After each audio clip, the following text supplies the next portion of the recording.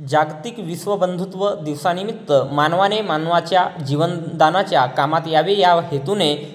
Prajapita Brahmakumari Ishwariya Vishwavidyalaya Khokarla Bhandara, Indian Red Cross Society जिल्हा शाखा भंडारा आणि लायन्स क्लब रोटरी क्लबच्या संयुक्त विद्यमाने ओम शांती सेंटर खोकरला येथे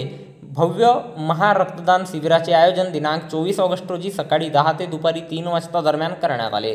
याप्रसंगी कार्यक्रमाचे अध्यक्ष ओम शांती सेंटरच्या संचालिका ब्रह्मकुमारी शालू दिदी, अतिथी म्हणून ब्रह्मकुमारी शोभा दिदी,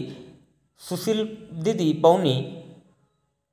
भंडारा जिल्हा पोलीस अधीक्षक नुरुल हसन यांचे प्रतिनिधी ठाणेदार भुसारी, इंडियन रेड क्रॉस सोसायटीचे सचिव doctor Nitin Turaskar, chairman doctor Ashokrao Brahmankar, Khokarla गावच्या सरपंच वैशाली सार्वे, रक्तरत्न प्रीतमकुमार राजाभोज,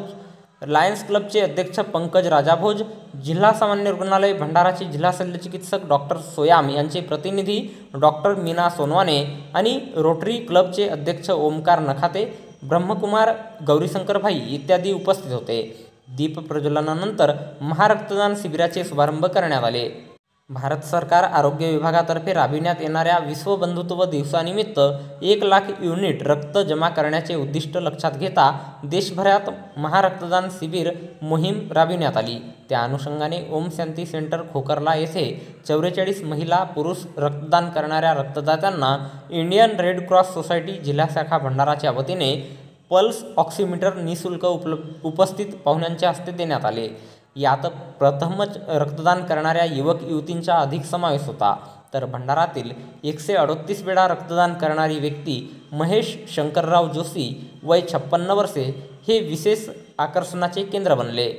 महारक्तदान शिबिराला यशस्वी करण्याकरिता इंडियन रेड क्रॉस सोसायटीचे हेमंत